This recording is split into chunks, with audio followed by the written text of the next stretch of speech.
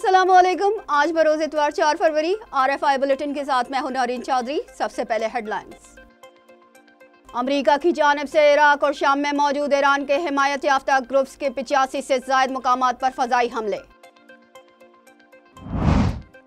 अमरीकी अफवाज की जानिब से अहदाफ को निशाना बनाने के बाद व्हाइट हाउस ने तस्दीक की है कि अमरीका ईरान के साथ जंग नहीं चाहता। भारत में इमाम मस्जिद पर तशद्दुद करने वाले हजूम में शरीक अफराद के बजाय पुलिस ने इमाम को ही गिरफ्तार कर लिया। कीनिया के दारुल हुकूमत नैरोबी में गैस सिलेंडर धमाका, 3 अफराद हलाक और 300 के करीब जख्मी हो गए। हेडलाइंस आपने मुलाहिजा की। चलते हैं खबरों की तफसीलात की जानिब। अमेरिका की जानिब से इराक और शाम में मौजूद ईरान के हिमायत याफ्ता ग्रुप्स के ठिकानों पर हमले शुरू कर दिए गए, जिसके नतीजे में बड़ी तादाद में हलाकतों का खदशा जाहिर किया जा रहा है। अमरीकी सेंट्रल कमांड ने हमलों की तस्दीक करते हुए कहा है कि अमरीकी फौज ने इराक और शाम में ईरान की हिमायत याफ्ता मलेशिया और ईरानी पासदारान इनकलाब की कुद्स फोर्स के ज़ेर इस्तेमाल 85 से ज़ायद मुकामात पर फ़ज़ाई हमले किए हैं, जिनमें command and control headquarters, intelligence centres, rocket, missile, drone और गोला बारूद जखीरा करने के मकामात और दीगर अहदाफ को निशाना बनाया गया है। अमरीकी सेंट्रल कमांड के मुताबिक हमलों में 125 अक़साम के जंगी साजो सामान का इस्तेमाल किया गया है और उन्हें मुतादिद तैयारों के जरिए पहुंचाया गया है, जिनमें अमरीका से उड़ाए गए तवील फासले तक मार करने वाले बमबार तैयारे शामिल थे। ताहम गुज़िश्ता हफ्ते उर्दन और शाम की सरहद पर होने वाले एक ड्रोन हमले में 3 अमरीकी फौजी हलाक जबकि 30 से ज़ायद जख्मी हो गए थे, जिसके बाद सदर जो बाइडन और दीगर आला अमरीकी रहनुमा कई दिनों से खबरदार कर रहे थे कि अमेरिका ईरान पर जवाबी हमला जरूर करेगा। अमरीकी अफवाज की जानिब से इराक और शाम में तेहरान से मुंसलिक दर्जनों अहदाफ को निशाना बनाने के बाद व्हाइट हाउस ने तस्दीक की है कि अमेरिका ईरान के साथ जंग नहीं चाहता।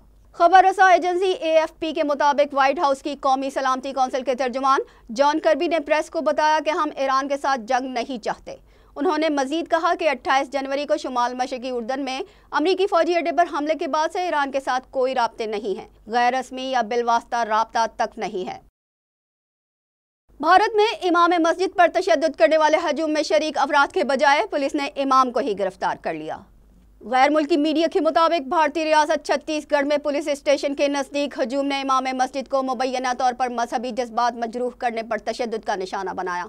इस वाक़े से मुताल्लिक़ गैर मुल्की मीडिया की रिपोर्ट में बताया गया है कि 24 जनवरी को मौलाना असगर अली, जो तकरीबन 2 साल से मदरसे में तदरीस के फ़राइज़ सर अंजाम दे रहे हैं, उनको घर से सैकड़ों अफराद ने ज़बरदस्ती पकड़कर पुलिस के हवाले कर दिया। इन अफराद ने मौलाना असगर अली को थाने के सामने तशद्दुद का निशाना भी बनाया। गैर मुल्की मीडिया के मुताबिक मौलाना असगर अली को बताया गया है कि उन्हें एक साबिका मदरसे के तालिब इल्म के व्हाट्सएप स्टेटस की वजह से गिरफ्तार किया गया है।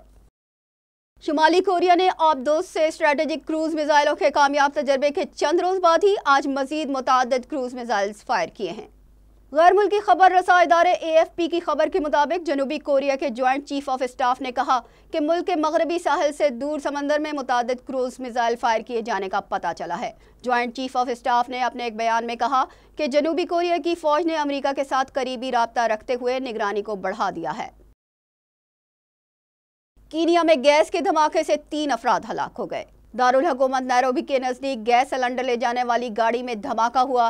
धमाका इतना शदीद था कि आग ने करीबी इमारतों और गाड़ियों को भी अपनी लपेट में ले लिया। धमाके के बाद आग हर तरफ फैल गई, जिसके नतीजे में करीबी मकानात, कारोबार और गाड़ियों को भी नुकसान पहुंचा।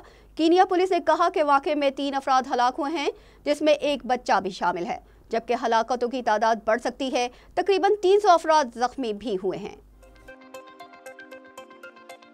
इसके साथ ही न्यूज़ बुलेटिन अपने इख्तिताम को पहुंचा। हमें दीजिए इजाज़त। अल्लाह ने के बाद।